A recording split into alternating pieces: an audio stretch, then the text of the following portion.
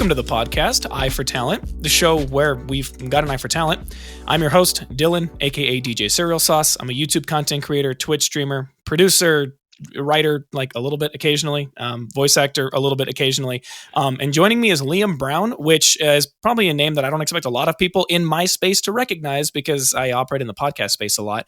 But he is the corporate partnerships manager for the Pittsburgh Knights esports team. And on top of that, he also has a background in player recruitment and management and sponsorships and also brand building, which is a thing that I can only kind of start to grasp my brain around because, again, I don't operate in that scene.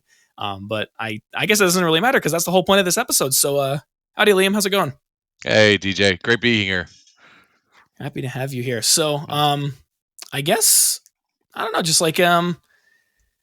Well, the banter's going to happen at some point. I can't tell you when it's going to happen, but it's going to happen at some point. I guess it technically starts now with me just overtly being like, I don't know anything about, like, I know so little about esports, almost to the point that, like, even the games that I play that have esports, I don't watch them because I don't know if I care that much, which maybe sounds offensive. And so then you go like a level deeper and it's like, all right, here's the players, here's the management. And then you get to something that I would personally consider to be even more obscure, which is, in your case, being like a corporate partnerships manager. I brought that up to some of my friends when I was trying to kind of tease this to them before I jumped on here. And they were like, "Oh, that's exciting," and I was like, "Damn it, they know more about it than I do. They have a reason, like they have like a tangible, like they know what they're expecting, and I don't." So a lot of people will view like my title as just the run of the mill corporate takeover or corporatization of a pastime. You know, we hear all about like FaZe Clan, how a lot of the content creators and the OGs at the organization got booted out by the executives or something like that, right? So when a lot of people look at esports or gaming, they kind of view it's forward facing as far as like the gamers and the influencers that they see. They don't really look at the people behind the scenes. But that's as goes with any kind of competitive entertainment. So loosely defined, what I do is I manage all of the current partnerships and sponsorships we have as an organization, and then I seek out and look to bring more brands that want access to this audience group, which is the loosely defined is going to be that 18 to 35, tends to be high income, cord cutting, ad blocking audience group that's hard to reach. And I build out campaigns and tell stories. If I were to go to a sixth grade field trip and tell them, as some kind of esports event, what I do, I would tell them I figure out creative ways to tell stories as it pertains to gaming. And that means pulling in every facet of the gaming experience, from the grassroots level to content to events, tournaments, and entire leagues, and then individual talent and content. So loosely defined, that's kind of like how I would that's how I would define the corporate partnerships manager. On if I were to put that on like my resume, I'd probably find some cool paragraph statements to put down, but that's kind of how I would define it. Yeah. Huh. Okay. Yeah, I guess the the thing that strikes me immediately is that, like, right off the bat, you were saying like people think of esports and they think of these things, and the way that I was imagining it is it's almost like a lot of people who have never come into contact with somebody on the executive side of being a part of an esports team would probably have a pretty reasonable. They'd be pretty reasonable in assuming that it's basically a clean cut divide between here are the players and then here are all the people who have to make all of the hard decisions to try and get the team to actually work properly. Yeah, I think you put it perfectly, and I believe that on the executive side, they come from one of two places. Executives will either come from like the traditional side, from like marketing firms, investment groups, places like those that have experience in managing lots and lots of resources, and they're used to that kind of thing.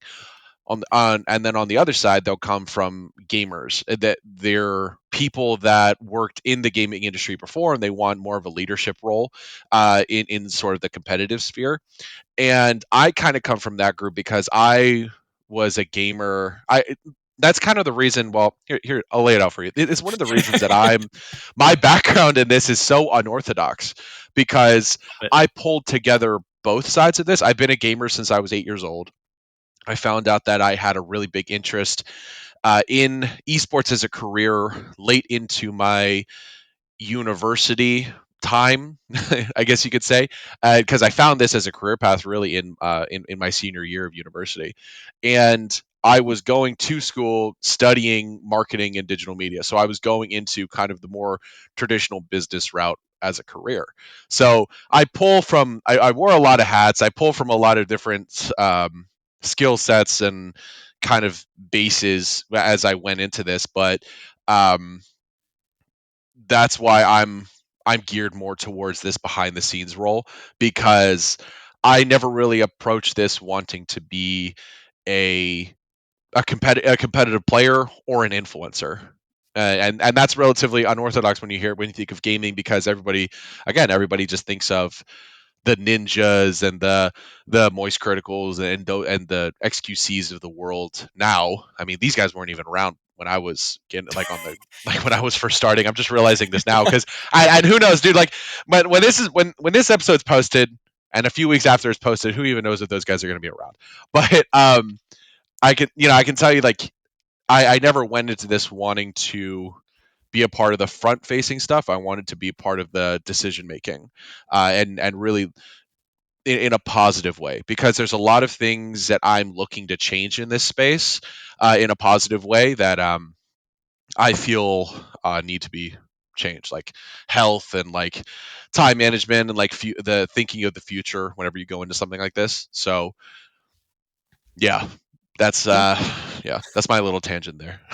No, I mean that's like that's pretty respectable because I mean I as a the way that like the relation that I have with esports is essentially that there are people who have um damn it. Okay. Right before we started recording this, I was kind of talking to you about the one thing that I actually like can concrete say that I know about you and your team, well, about your team. And Mhm. so the game that comes from, there's a content creator that I've talked with on here before who is he's actually what's considered an Olympian for that team or for Was it that group of disguised people. toast? No. Ah, okay. I was gonna be like, wait, you got what? No. No, could you imagine? No, that'd be maybe we'll get up there one day. No, Well, but he played on our Disguised Toast played on our stage like the past season. He's gonna be playing next season too. oh, okay. Yeah, so we had to. I mean, it was cool. So, a little background: the Knights, we ran the entirety of the North American Valorant Challengers League on behalf of Riot Games, and um, Disguised Toast, Moist Critical, XQC, and a couple of other guys picked up Valorant teams to come and compete in Challengers. So, lot of fun star power on ours. So I remember because I was on the approval side for the graphics when we were dropping that they were competing on our stage, and I was just like, it's just so funny how simplistic his logo is. It's just like it's just the toast and the glasses and the mustache, but that comes from his competitive days in that game Smite, I believe, right? So, Yeah. um, it's so funny. So Right. yeah, small world. Yeah. Yeah. No. Exactly. Yeah. But I Yeah. guess the whole point that I was trying to get across is like I've interviewed somebody who's technically an Olympian for the Smite game team, and he does kind of keep up with what's going on in that pro league of things, Mm, and so that's kind of the only relation that I have with esports in general. But all that's to mm, be said is I feel like it kind of gets a bad rap because of these kinds of things that you're looking to change, which is that like it's not the healthiest environment for people to be in both physically yeah. and mentally sometimes, especially when they're going that hard and they don't have the I guess the downtime to be able to work on improving their health and whatnot. So it's a respectable goal, but I guess what I'm ultimately trying to figure out here is where's the jump, how did you go from it's just confusing. It's like this is your last year of university, and then somehow Yeah. you just ended up in this space. Like what happened to get you into that space in the first place? Um, Well, it was a really my okay. So that's a really good question. I changed my career path in my in university.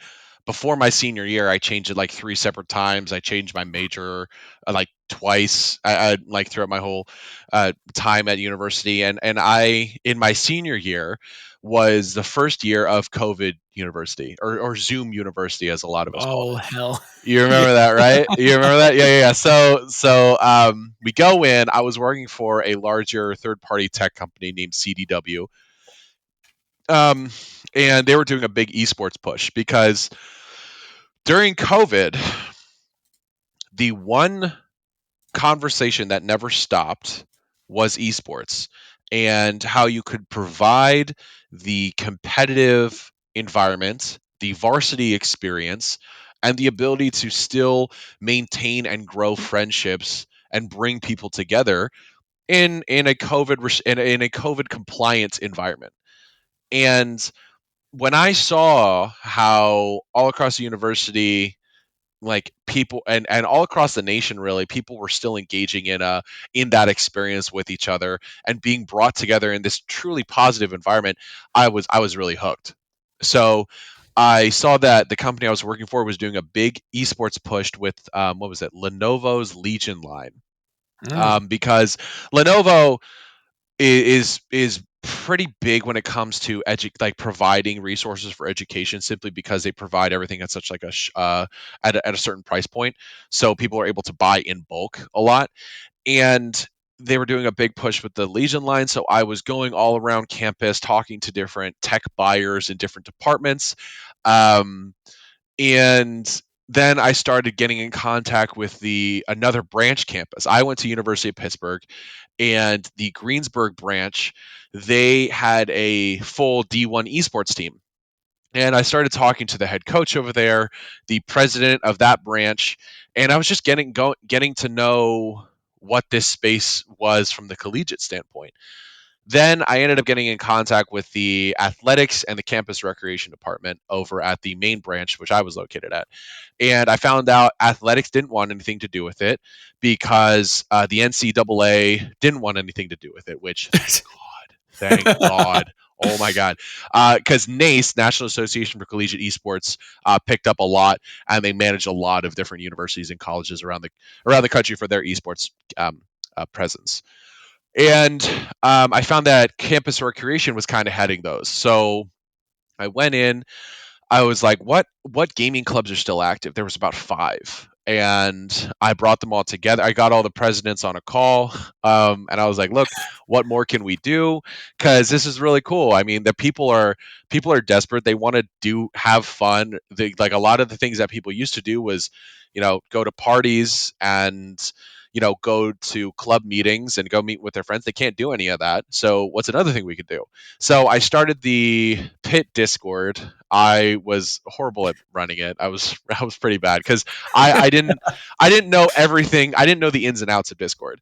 And then I ended up going to a company that makes and codes technology in Discord. So God. But then I found out that I was gonna be graduating in a few months.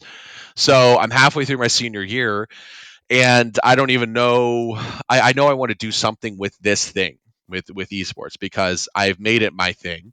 And I was just started looking around. I found out that Pittsburgh had an esports team headquartered in the city locally. So I still had my bus pass as a student because our IDs worked as bus passes. I went down to the offices. I did a little bit of research, let's call it really in-depth research, to find out where they were located. Um, Found out they were located in the same offices as the Steelers, the football team, which I was like, oh, that's crazy. What the hell? And then I know, so yeah, so we'll get into that. But the Steelers, Pirates, Penguins, and Wiz Khalifa and his Taylor gang are strategic partners of the Knights because they were the first investors. Yeah, back in like 2016. Yeah, so I know, I know, right? So there's a lot of star power here, guys. So I get to the offices. I have this Manila folder with my resume I rewrote like 4 times. My cover letter I rewrote like 5 times. A white paper that I had written, and then a like 4 face masks from the University of Pittsburgh. Because again, this is Zoom University where we're in. Oh yeah. Um, I go to the security guard and I'm like, I have mail for James O'Connor for the Pittsburgh Knights, and she's like, oh yeah, it's up on this floor. I was like, okay. I'm like, wow, that worked. And That then I was go easy. up to that, yeah, I go up to that floor. They're not in the offices. So then I go to the Steelers office and I'm like, hey, is there any way you can drop drop this off for me? And it's just one lady in the Steelers office. It's just one lady. And she was like, "Oh yeah, I mean they're still getting their mail. I can just put it in their mailbox." I'm like, "Really?" And she's like, "Yeah." I'm like, "Okay, wow." And I'm like, my knees are shaking as I'm like walking out of the building. So I was like, "You have my life." I wanted to say to her without saying to her, I'm like, "You have my future in your hands." So you know, Yeah. don't mess it. Don't like throw this in the garbage. But then I ended up getting an email a week and a half later, and they wanted to schedule a meeting. So I ended up going into it was like a 2 hour long meeting with the head guy, James O'Connor over there, who he, so we talk about industries as organized crime. So there's like the this will make sense in a second. Okay. If you were to look at esports as organized crime, he would have a seat at the table of like the mafia. So Yeah. he is like one of the head guys in all of competitive esports and in all of gaming because he's been in this for like 20 years. The reason one of his achievements was the fact that he went and brought Team Liquid, their CS:GO team, to the World Finals, and he was the first person to coach a North American team and bring them to the U.S. Finals in all of North America, in all of the history of like NA. So he did it 4 separate times, and then he's crazy. It's awesome. So I had we talked for like 2 hours, and he dropped a bunch of like, this is how things are really done kind of bombshells on me, and I was just like, Yeah. threw me for a loop. And then that turned out to be our first interview, and then I ended up going through the whole process, and it's just it's been like a crazy road ever since. So that was kind of like my entrance. That was like my that's the official story of my entrance into the space. Yeah, I know. It's just like, it's like what the hell is going on? It's awesome. It's like a Jesus Christ on top of star power. It's just like a bunch of it's like a It bunch feels of like House of buzzwords. Cards, dude. That's what it feels Yeah. like sometimes. I'm just like, Yeah. what? Okay, yeah. The thing Or I'm is, literally playing the Game of Thrones, and I'm like, yeah. No, that's the what it crazy feels thing like. about this is I wonder it's now making me wonder. I mean, I can't imagine this actually happens a lot because it would probably depend on like a state or a city's pride in both its regional sports teams and its regional esports teams, if you will. But I wonder how many other teams that have like a city or a state specific to them, if they like share a quarter with another very like large scale corporation, or at least tangentially related to them. Yeah, well, esports is receiving a lot more attention from private investment groups and mutual funds, which is a really good sign. And also, there's more sports teams and official organizations looking to help establish different esports organizations. So I can't tell you off the top of my head how many. I just know that there is a lot of different traditional stick and ball sports teams that are investing in esports teams because one, it gives them the way to plant the seeds in the minds of the younger generation as and make them future fans, as well as authentically connect with them in ways that connects their interests and also kinds to help to divert that interest into another interest. Yeah. I can tell you that with some of the stuff that we've run with the Steelers and the Pirates, we have a giant dog and pony show, as I like to call it. It's this massive gaming setup where it's like 20 Xbox Series X's, a bunch of tables like with our like flag on it and stuff like that, and we just we're like, hey, do you guys want to come and play for a little bit before you go to your seats? Or, oh, like, you want to play here for a little bit? And we do family friendly games and everyone loves it. So we do Yeah. that with the Steelers, Pirates. We did it with Wiz a couple of times. We did it at Ribfest here in Pittsburgh, which was crazy how many people came to our setup. We've been at the auto show, and when I say that we've done it, I mean I've done it. Like I'm there for setup and breakdown, and I run the front of this, and I'm talking to like when we talk about esports, I'm at every level of this. Damn. I am the one talking to the parents about how their son or daughter can make a living in this, and here's how, and I give them like all the steps, and Yeah. then I go back and I'm talking to some of our professional talent, or I'm talking to different executives at other companies that want to get into the space, so I'm like, I'm everywhere with this. Yeah. Huh. Wow. Okay. Yeah, never a dull moment in my life. I like it.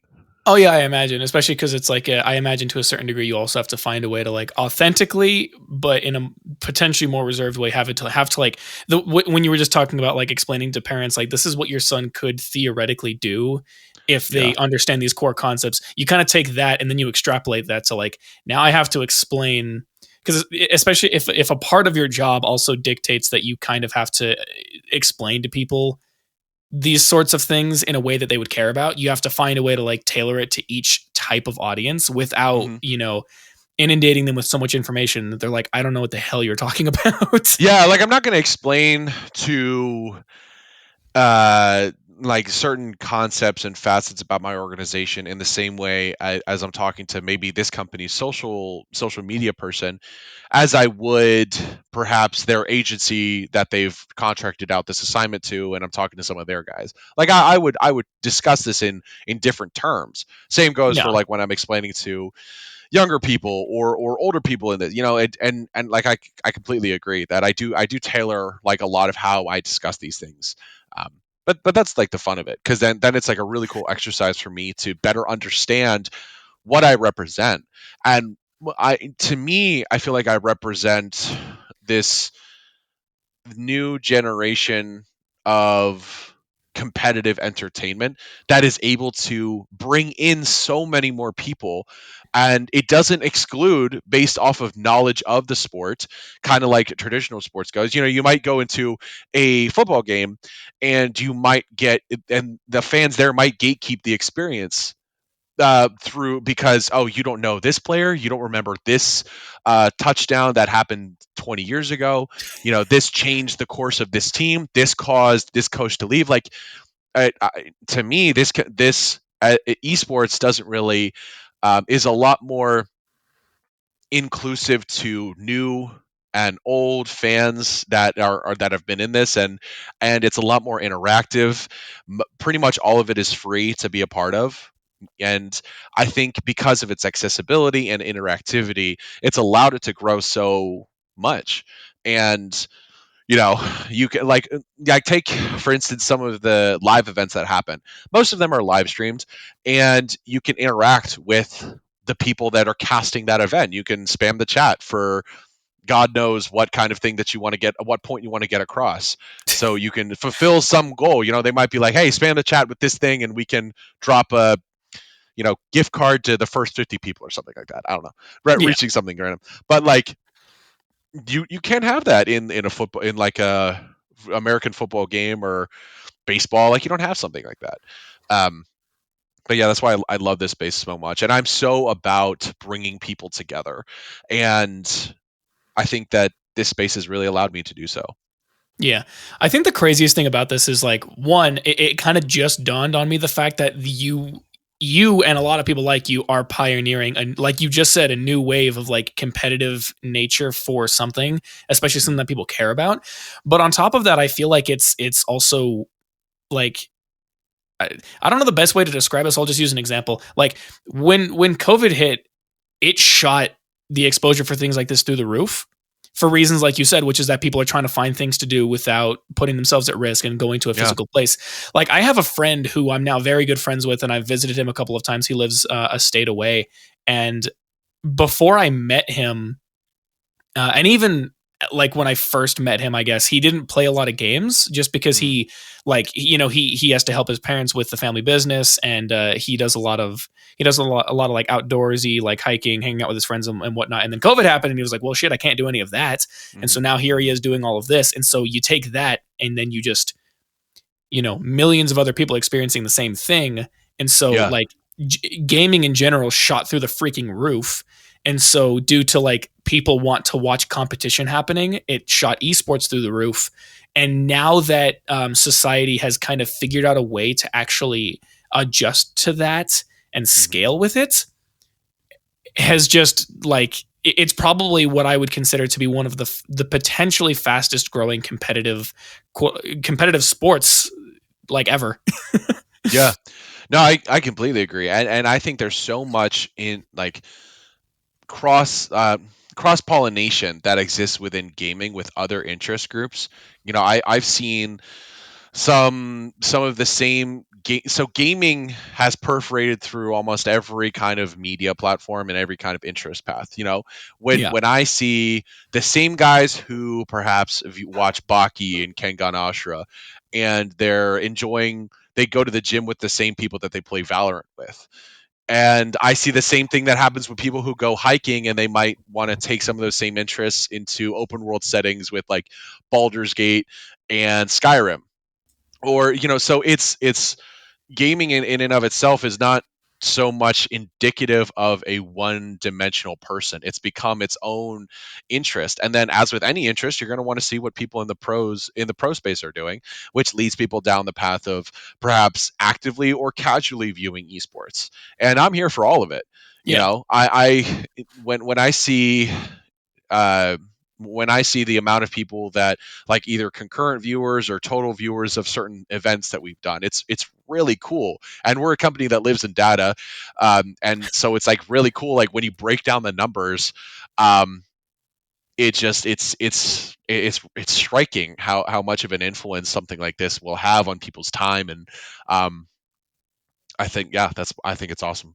Yeah.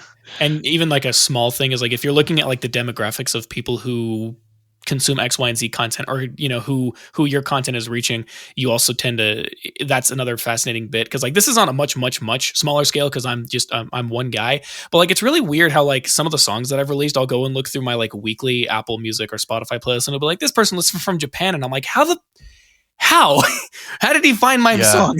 And so it's But like then, it's okay. And then but yeah, but then you look internally and you're like, well, what are some of my viewing habits? I might start. People talk actively about the YouTube rabbit hole, yeah. and they'll say, oh, I started watching. I was watching this recipe video, and now I'm watching Ancient Aliens reruns, or now I'm watching a 1960s Sword and Sandal movie that's like mirrored image, and it's subbed in German, but I'm just watching the movie. Yeah. So like those kinds of content rabbit holes that lead you to something that brings you joy, or it is a bigger interest for you than you originally realized. Like I love those kinds of experiences. So and I hope to bring that to people here. So Yeah, I'm very exactly. lucky to have found my passion and something I'm truly passionate about very early in my overall journey. It was like a rocky road to get here, but like I'm really happy about this and where it's landed me so far, because I've been able to meet so many cool people and engage in so many cool experiences. Yeah.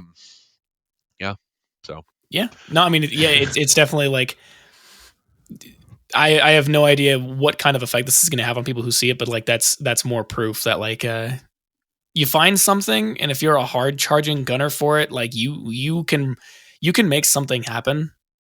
yeah.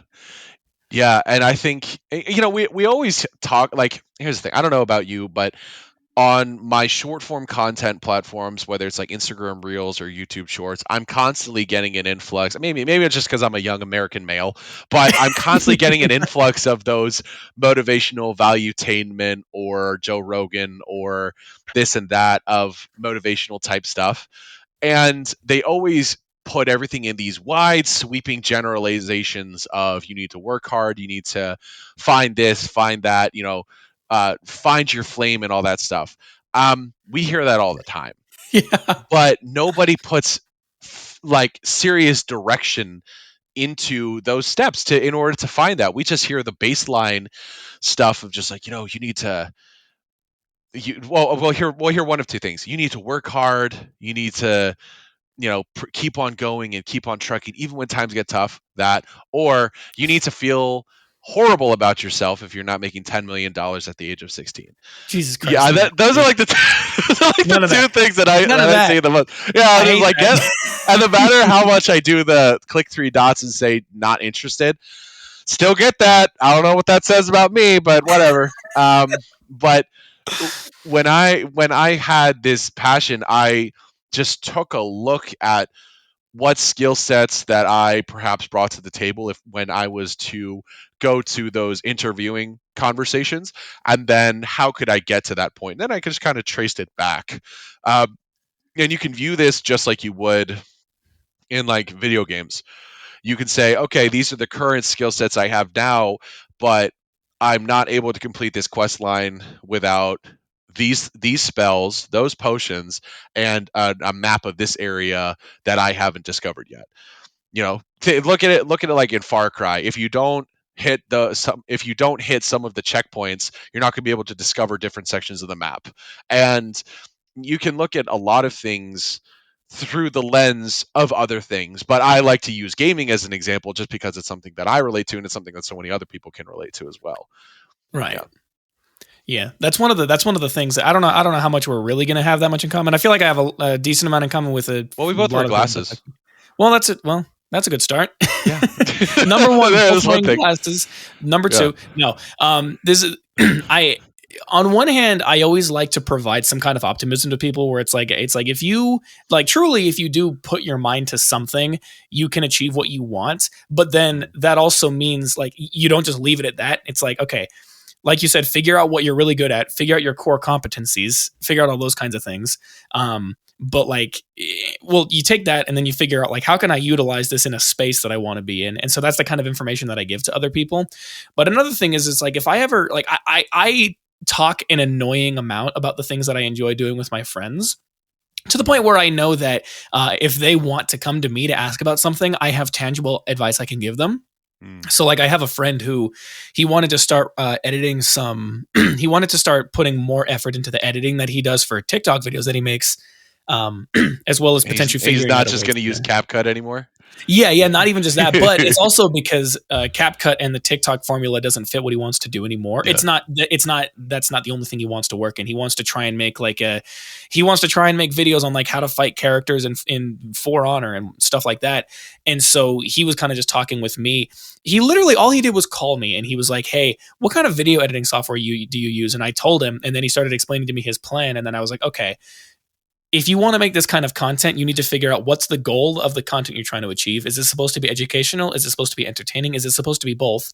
Figure out how you can personally do that and then do the things that facilitate your success the most, whether that be writing down a script of the information you do need versus not writing down the script for stuff that you aren't going to need the actual data for and just kind of riff to show off your personality and things like that." So, Yeah.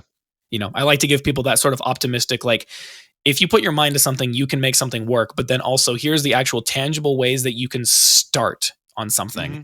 And then once you've started, then you need to figure out within yourself how you're going to do that. And so I respect the approach wholeheartedly. Yeah. No. I think, putting things into actionable steps that are that actionable steps that you can truly achieve and you can receive those dopamine hits once those things are completed. I think that's like one step that a lot of people will skip, or like that fundamental thing that everyone will skip. I cannot tell you how many times I've had perhaps a more than stressful day and going into just like a certain point of the day where I just make a list of all the things that I need to do. And once I start crossing things off the list, then I'm like, oh God, okay. So it's my life isn't going to end here, Like Yeah. it's just like, wow, I don't need to die from just the stress of like, oh, I didn't put the dishes away or something like that, So Yeah, exactly. I'm not saying like that's like a different example, but I'm just saying like it's once you put things into words and you conceptualize what needs to be done and what you can get done, then you just operate within those limits. Then that's how you expand those limits within yourself. Yeah, So exactly. I feel that's that my like motivational soundbite right there. Yeah, exactly. Yeah, I'll clip this later and use it. But no, I feel that. I mean, if I forget to vacuum the carpet, I just break down. No, I'm yeah, Jesus, I get it. Like that was me being dramatic, but whatever. Oh, all right. Let me see here. So you've touched a little bit on the fact that your team is kind of the one that's like hosting this, you know, the one kind of spearheading this like Riot tournament that's going on. But Mhm. I'm curious, outside of that context, maybe that is the only context, but if not, outside of that context, what other scenes does your team operate in the most? Yeah, so that's a really good question. We are the only esports team to have an active roster, but also have an entire events and tournaments arm to our organization. So on the first side, we're technically three companies wrapped up into one. The first side, yeah, and when I explain this, it'll all make sense. So on the first side, it's going to be the Knights with we have a roster of four separate teams and I think around 6 or 9 influencers right now. That the influencers themselves, they live stream and create content in a bunch of different gaming titles. But the four teams that we have, it's R6, Madden, fighting games such as like Mortal Kombat and Street Fighter, and also, and then the fourth is iRacing. So we Oh, have that spread of teams. And then on the second arm of our organization with the Knights Arena, that's going to be our own virtual home stadium that we run competitive professional events for prizing in titles such as Apex Legends, Rocket League, Valorant, Halo, Gears of War. We've done events and operate events in all of those at the blessings of those different developers. Now, the one thing that I did mention is that our Knights Arena um, at the blessing of Riot Games also ran challengers for from January up until June, and then we're also going to be doing it next season as well. So then on the third column of our or the third company, it's going to be all the different technologies that we code in Discord. So I mean, you know this, I know this, but Discord is probably the number one communication platform, social media platform for targeted towards gamers and those people that want to establish different communities, as well as the fact that it is the most advanced and easily accessible metaverse experience on the market currently. And it's the number one reason why Meta and all these different companies are losing out on their metaverse projects because I don't know about you, but I don't live in a headset 24 hours a day and most people don't. You know, right. it starts on your phone. You start a chat with some of you and your friends. Then you're like, okay, I have a little bit of time now. Let's go into my server and let's like talk for a little bit. Okay, now let's watch some videos together. Now let's play some games. It starts not in these platforms that you're already targeting.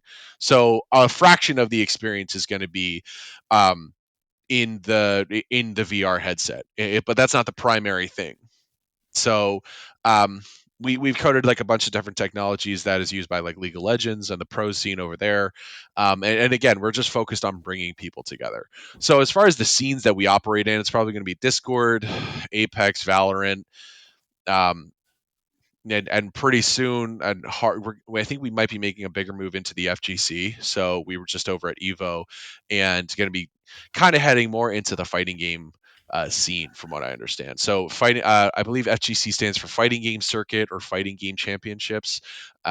And Evo is like the Super Bowl for that. Yeah. We were just over that. One of the many Super Bowl type events that happen in gaming. Every single gaming title has its own big thing. And I know that some people might be offended by me saying, "Oh, Evo is that?" And it's not fucking it's not DreamHack and it's not all these other ones. I'm like, "No, dude, They are I'm all the sorry." same thing for their own They're they respective all like offer a lot of the same experience, but they're all different. I get yeah, it. I'm sorry. at the You know, blessings of the companies that make those games. exactly. Yeah, but like the cool thing about the FGC is the fact that it's remained so grassroots and they've only ever really gone after developers if they need a little bit of money.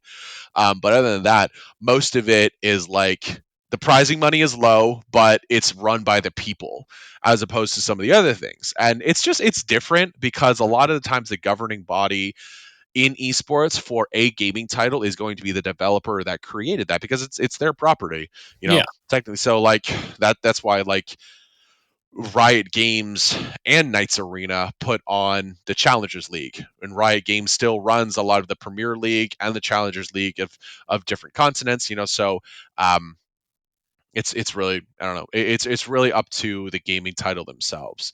Like you look at R6, and like I what is it? I think like Southeast Asia is its own competitive territory. And then you have like China, Korea, Japan, and then you have like Europe is split up a lot too, and I know South America is split up. Like it's kind of cool how when you look at the map, like things are split up, and then each territory of each continent kind of competes as opposed to each continent competing. So it's, I don't know, I'm nerding out right now, but it's kind of cool when you it's kind of cool when you like break down the competitive scenes of different ones. Like you even look at Madden, and like Madden, you have to score different points in like ranked games in order to score to keep going. Because, and the only reason I know that is because I talk pretty much every day with like one of our Madden players, because him and I go back and forth on gym and fitness tips, because he has a football background and I have a tennis background, but I followed a bodybuilding style of training for the longest time, and we just go back and forth on stuff all the time. And then so so yeah, that's kind of like all the different scenes that we operate in. Yeah, fair enough. Yeah, I guess it's at least partially to be expected that like if you're talking about a team full of a bunch of people that all excel in doing a bunch of different things, you're very reasonably going to have like here's one division which is the most consumer forward facing of like the actual tournaments and everything that's going on. Yeah, And then depending on the size of, I mean, I guess in this case you said that your team's kind of the only one that does this, but depending on the size of your organization, you have the ability to kind of run your own show separate from yeah. the show that you send your team to. And then you have a bunch of people who are like IT nerds, respectfully, and you have them Hey, I doing their know own thing. many IT nerds. Okay, you calm down. I have hold on. I have 4 friends who know how to code, and I don't Whoa. know. I don't really know what that means for them, but I think it's because a lot of I them don't want to know go into like either, computer dude. It's just science, like like, cybersecurity stuff. yeah, they're just like, yeah, and they have like some superiority complex because they know how to use Linux, and I'm just like, okay, dude, chill. Like, I'm like, okay. They're like, you don't even know Python. I'm like, not a lot of people of the general population does. Okay, so don't get at Uh, me. Plus, I know you guys use open source code for most of your projects anyway, so don't like. It's like like what? Like, yeah, I'm glad that I'm glad that I'm not friends with any pretentious ass coding people.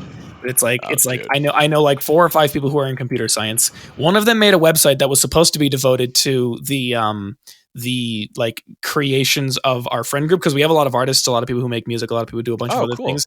But then there's a guy that I work with who basically solo runs our IT department, and I'm like, and I work in a fulfillment center, so having to be an IT guy for that, I'm like, I don't know what's going on here. You're like, we lost a package, and I need to make sure where it is.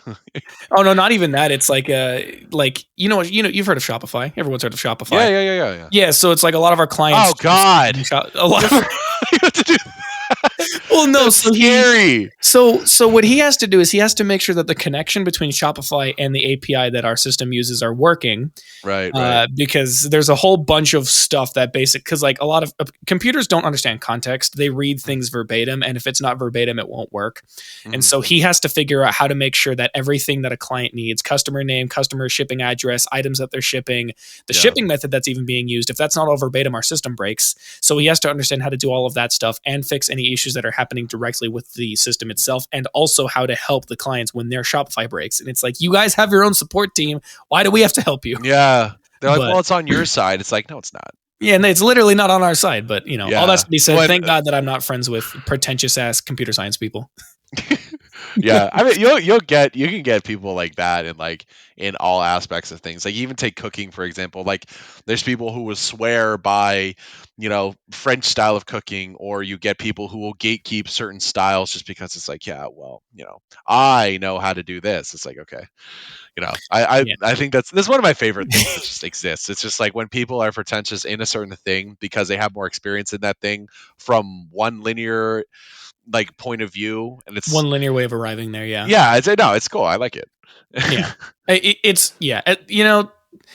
I was gonna say they're not hurting anybody. They are a little bit. They're being kind of dickheads for what reason, but Yeah, yeah, yeah. ultimately they're not causing any long-term damage because the overwhelming majority of any given community most of the time is going to give you a proper area to express yourself and learn new things and try cool stuff, and so that's Yeah. fine.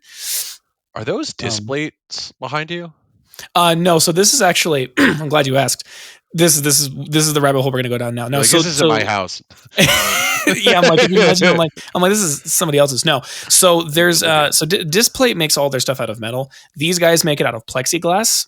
They're a company called Oh. Gallery Panda, Oh, and okay, okay. it's functionally the same thing. Yeah. It's just made of Lighter. different material. Yeah. Oh, okay, okay. The main I'm pretty sure Displate allows you to upload your own images. These guys do the same thing. Oh, okay. But they also have this like background. They have this frame that you can put these things in to have them glow behind them if they're actually. So like this dragon one in the back, obviously people who are listening aren't going to see this, but this dragon one in the back isn't made out of the same material and it's not as like shiny and reflective because you can get Mm. matte or whatever the other stuff is to make that. But no, I found out about these guys because the Comic-Con came around here in September and I went there with my girlfriend and her friend, and there was a panel for these people, and they had like it was like anime, it was like really there was like anime stuff, there was Marvel comic stuff, there was TV show, Mhm. movies, Star Wars, Was it and then inspired by, or they got the licenses to, like I mean, those? it's inspired by like I Oh, guess okay, I'll okay. just move the camera here. So like this one right above my head, this is just a stylistic recreation of like just Spider-Man. Spider-Man, And yeah. then the really small one next to him is supposed to be like a ninja inspired aesthetic, but for Spider Mm. Gwen. So Oh, okay, okay. yeah, so they do a lot of Yeah. cool stuff. I mean, like I had like a 45-year-old coworker who, when I told her about this, she was like, I might go and buy some of those. And I was like, it's a lot of pop culture-ish stuff, but then they also have really, really nice patterns. Like again, it's a little hard to see, but there's like a synthwave lo-fi Japanese city in this background Yeah. here and a Yeah, bunch of yeah. other stuff. So they're really cool and I'd recommend checking them out. This podcast Yeah. is not sponsored by them because they don't sponsor podcasts, but that's what that Oh, is. they don't? Ew. Well, I don't think they do. I wouldn't really know. I feel like there's a lot of companies that don't sponsor podcasts because like why would they? There's a lot of companies that don't, but there's a lot of companies that do. And there's a Yeah. lot of companies that go after some pretty unorthodox podcasts because they're in the target demo. Yeah. So like I'll give like it was like Athletic Greens sponsored like the Two Bears One podcast with like Tommy Segura and Bert Kreischer, because I think it like the people that listen were probably in the target demo. But Yeah. it's like, would you ever take advice from Tommy Segura and Bert Kreischer, two chain smoking alcoholics, stand up comedians? Would you ever take advice from those people? Like health advice? Are you kidding me? Like, and Probably it's just not. like, and like one of the things, it's like I don't even know how Joe Rogan's alive anymore, just because of the amount of supplements that this guy apparently is sponsored by or is tested out. Like the guy has to take like two handfuls, like an entire Advil thing of just like vitamins in the Of morning. miscellaneous stuff. Yeah, he's just like, this is for my focus, but this is to counteract that focus, because that focus pill destroys your gut lining, and then this one's for my liver, but this one is supposed to super boost my liver. Like what's going on here? Like, it's just it's like, what the hell is going on? And it's also just like, why? It's just like, what's your conversion rate on that? Like who's actually using code Joe or Bert to save 15 or 20% off? Whatever. Yeah. I feel like those models just need some work. Probably, yeah. Ugh. I don't take too much of it to heart because I think there's only been no, that's not true. There hasn't been a single ad that I've ever gotten on a podcast that I listen to that I've been like, yeah, I'm gonna go get that because like one podcast that I listen to, it's like in one episode the ad breaks will be different and it'll be like Blue Chew, which is like Viagra, but if it was gum. Yeah, Better I haven't help. seen those. Better help for mental health. Yes. Something for a bidet. And then some Athletic Greens equivalent. I'm like, what is? Yeah. I don't understand what's happening. Those blue chews, and then there's another one. It's just like mints. I think it's like for him. I think it's through Hims, but I'm not sure. But it's like mints that do the same thing. Yeah, I've heard about. And it's those. like it looks like an Altoids can, but like more open concept kind of. And it's Yeah. just like, I'm like, are you legally able to just like like just advertise this stuff everywhere? I'm like, yes, I will buy it, but I'll be confused the whole way. Yeah, It's like, exactly. why am I buying this? Yeah, but It doesn't really The matter. bidet one's interesting though. It's just like, have you ever wanted to be shocked right as you're at your friend's house? Use this product. It's just like, and you're that friend. It's just like, Yeah, the it's a target remote demo controlled is you bidet, are and you the only, friend. yeah, you only turn it on when your when your friend's in the bathroom. It's just like, oh, he's going in. It's like, oh god. If they ever give a bidet a remote and I see a friend with a bidet, I am not going to. I am. I'm like, Oh, I I'm will. I so doing it. will. I. I'm I'm so either gonna. doing it. What? What? Because I don't trust that my friend isn't just gonna have the remote hidden somewhere, and I don't I know that know it's a that my remote. friend's gonna have the remote hidden somewhere, and just be like, pss, pss, pss, and you just got to be ready. I I don't have those kind of reflexes, man. I can't. Well, Well, hey, that's something that you got to work to. You have to emulate that dragon above your bed. The panda, yeah, not the gallery panda dragon that you've got up there. yeah, yeah. Yeah, okay. There's a lot of things that I'm going to take out of this. This is very entertaining. I've learned a lot of things, but secondly and closely after, be the dragon or whatever the hell. Yeah, dude, But be the dragon. but okay, so this is interesting. So there was I, basically it was like one of your guys reached out to me and I started talking to them, and this is now the second time where I've had somebody reach out to me on behalf of like somebody that they work with. And so I was like, okay, hold on, this is a name that I maybe recognize. I was like, I kind of vaguely recognize the name. I recognize the team that he's from, and then I remembered that a guy that I talked to a while ago had also interviewed you in the past.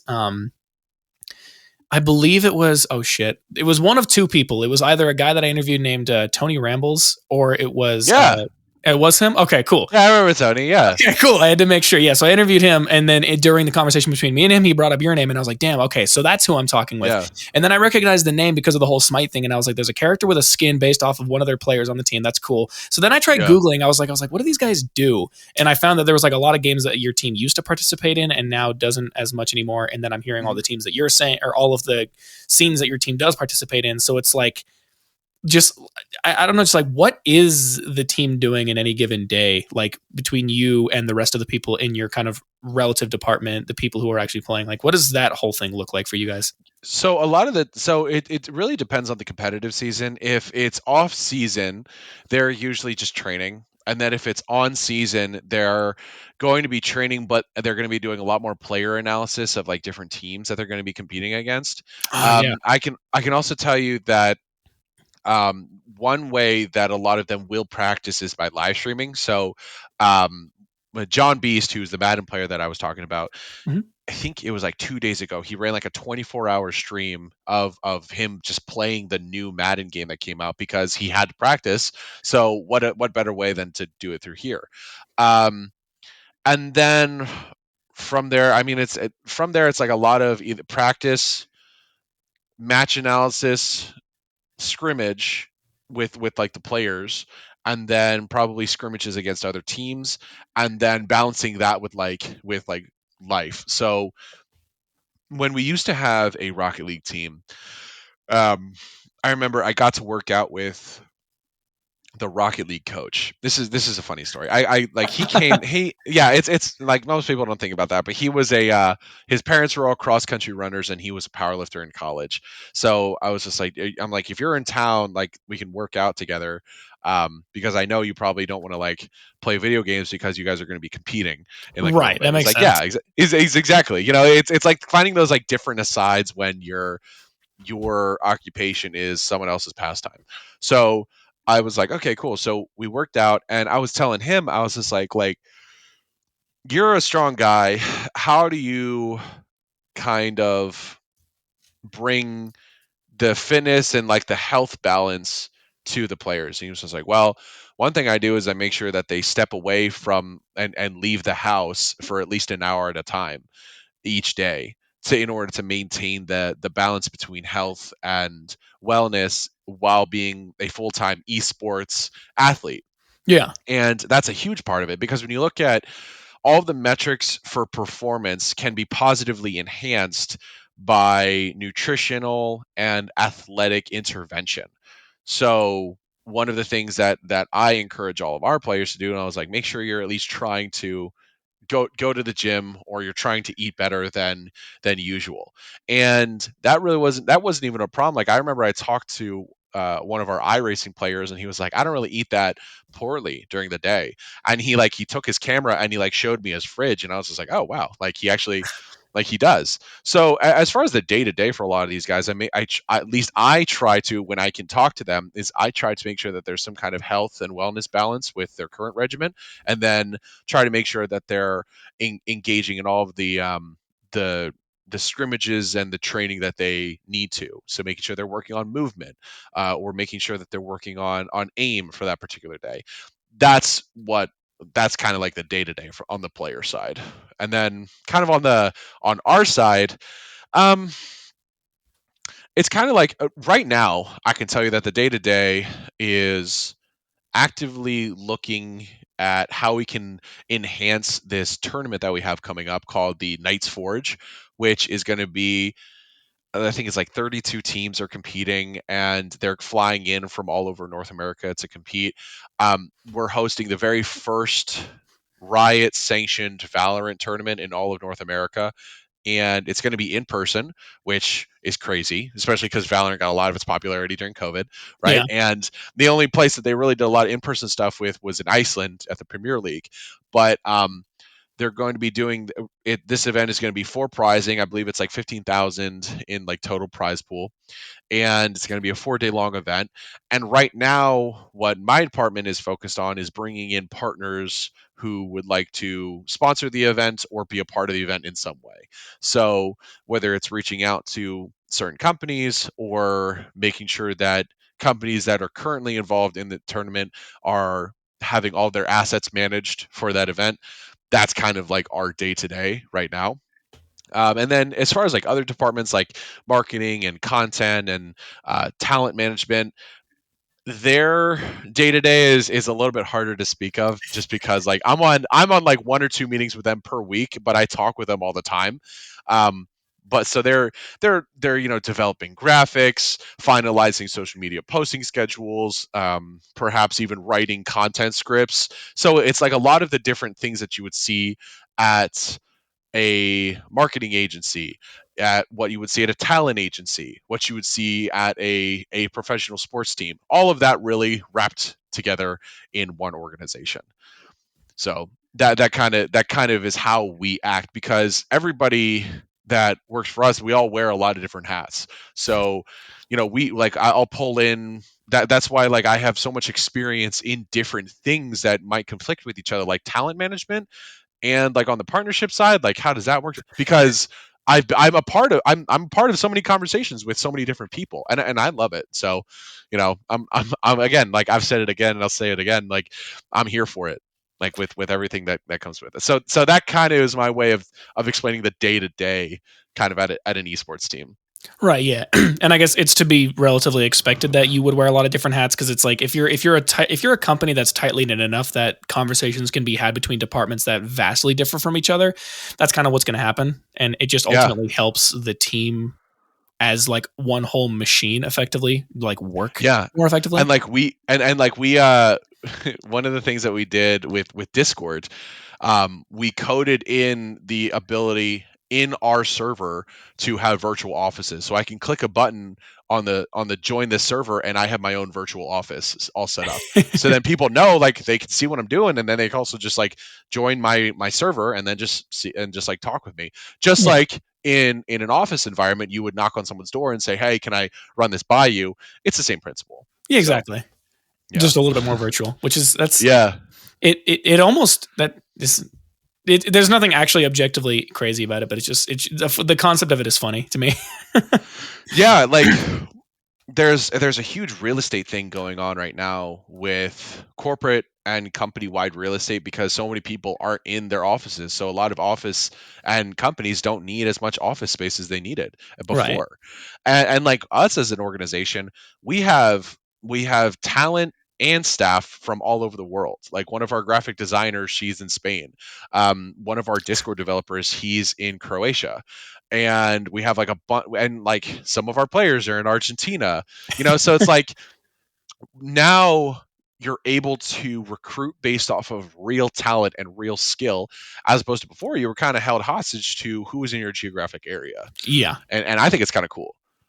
Yeah, that's always like I like the job that I'm working at right now. If any of my none of my coworkers are going to hear this, I like the job that I'm at, but I would really like to find a place that gives me the ability to do that because it opens up my possibilities to just go and do things that like I know that I am good at without Yeah. needing to. I mean, there's like a lot of great places here where I could find a job, but also like I like the idea. Like I'm a modernist to some degree, and so I would like Hmm. the for my job to be able to reflect that, but the challenging part for me right now is working around my current work schedule and then figuring out how to actually go about enacting that. But the concept of it, just based off of the way you're describing it, if executed properly, is very beneficial for a lot of people. Yeah, yeah, and it's tough because some people just aren't used to it, or some people take it for granted. Yeah. There's unfortunately the stereotype of work from home workers, and I think that they get a bad rep because those types of people shouldn't be working in that environment because maybe it's like their laziness, or perhaps some of their negative habits that usually they would get away from start to creep into like their work lives. So Yeah. I saw one. It was just like when you had to take your midday nap, but you're a work from home person, so they just took like a thing and they attached it to their mouse and they just like made it look like they were working. I was like, I would never like that's like that's horrible. But then that all goes down to like there's a difference between having that job and then finding the career you're really passionate about. Oh, So yeah, exactly. like I'm blessed to have found the thing that I'm most passionate about, Yeah. and it like permeates throughout all things. So like I and some of my other coworkers, we have like an interest in bodybuilding, so we attended the Pittsburgh Pro, which is one of the largest bodybuilding things here in the city.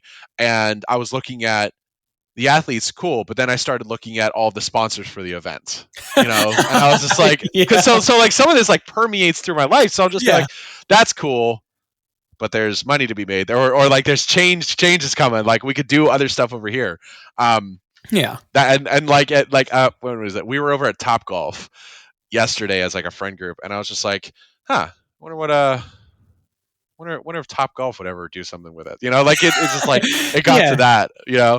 yeah. That was the mode you were in. I respect that. Um, that's no, that's funny. I have okay here. Let me. So there's a lot of questions that I have left, but I know that we don't have that kind of time, so I might have to save the. This is the thing that I'm gonna start doing now. If I have too many questions that I don't get to ask because of the time restraint, I'm gonna find a way to bring them back on here. God damn it! So the last Yeah, let's question make that a I part have, two, dude. yeah, that'd be a I'll good come time. back on. I'll come back on. Yeah, just whenever you've got time. I know you have to be substantially busier than I am, so No, um, we can. like I mean, hey, we we can do can that. we can do this time slot. I can also do stuff at like different times. I'll give you my schedule too, so we can Yeah, always we'll coordinate. figure it out that way. But the Yeah. last question, the thing I was going to say before getting into my actual last question is, you mentioned the actual sports background that you come from, and I'm looking at him, I'm like, this motherfucker is way too buff to be doing tennis. Respectfully, Yeah. I like I had the what is it? I had the tennis and viola background. I started no, no, wait. So no, I did viola from 4th grade to senior year of high school, and then I did tennis from 7th grade till senior year of high school. And then I found like I started going to the gym and emulating kind of like a bodybuilding types of exercise and stuff like that mhm, with my dad and with my friends like in 9th grade. So it all kind of stuck with me. yeah, And it's one of the it's uh, through the betterment of the self in all aspects, whether it's in the gym or it's in the library or it's you're going after different certification programs, you will find people along the way that positively emulate the things that you also want in yourself. yeah, And it but when you go and start to gravitate towards um when you start to gravitate towards different habits, though you'll start to become affiliated with those things. And I believe that through gaming and through all these different parts of my life, it's led me to so many different friend groups and different cool experiences that I don't regret. And now I can bring people that I would game with in Battlefront, the old Battlefront, like from 2007, not this I was like, new, you had to specify it's that, not the new otherwise one, people are going to be very not upset. not the new one. But apparently, like the new Battlefront, the way they're managing it, it still has like it's still got some appeal. Anyway, but I can go to the gym with those same people, and I think that's awesome. And I think that there's the cool changing of cultures that we're experiencing now with the same people who watch Naruto and like Baki, they're in the gym now, Yeah. or like those kinds of things. But I think that through the betterment of the self, it can be reflected in like your career, and then it will just naturally gravitate towards the health of the body. And one of the best ways is to test yourself in the gym and see how many plates you can throw on before you puke. So Yeah. Damn. I'm totally kidding. No, straight That's up. Me and my friend were at the gym last week. There was a guy who was squatting 6 plates on each side, or not squatting. Sorry, Jesus Christ, he was leg pressing 6 plates on each side. and that's nothing. If it's leg press, it's nothing. Really? Okay, never mind then. Well, if it's like, well, here, no, and not to badmouth that person, but the leg Uh, press, the way the machine is built, it is a shorter range of motion than like squat, well, yeah. and you can save yourself. Now, needless to say, there are some of those gym fail videos where people act ridiculously and they turn into a velociraptor. Yeah. But we don't, Ah, we don't need that. You ah, know, it's just I believe that I'm a big fan of using all of your tools at your disposal yeah. within reason. And I just don't think that you can get a lot out of the leg press besides an ego boost. You know, Yeah, fair enough. so dude, you can load that thing on, and you can have two people sit on top, and you can still get at least like a set in. It's really no issue. It's so easy. Uh, oh well. Either way, no, I guess to be fair, we're coming at it from two completely different perspectives, so it would make sense for that to. It doesn't really matter. I mean, I guess really the only thing is like, do you have any other details that you wanted to give people that maybe you didn't have time to hear or beforehand? Yeah, I mean, I would encourage everybody to tune in on like if anybody is questioning esports or is looking into this as a career path or just something or as an entertainment. I would encourage you to check out the different live events that happen all across the world that you can find primarily on Twitch and YouTube live. And purely because I'm biased, I would encourage everybody in September to check out the Knights Forge. It's going to be happening third week of September. I believe September, what is it, 23rd to the 26th. I'll have to like double check on the dates, but it's going to be a lot of fun. And we're going to be live streaming the whole event. We're going to have we're going to be live streaming, and then we're also going to have a live stream team that is going to be like recording a bunch of different stuff. So I would just encourage people to check out the space because it's a lot of fun. You can interact with it, and I believe that there's a lot of growth that we're going to be accomplishing in the next few years, and I'm here for it.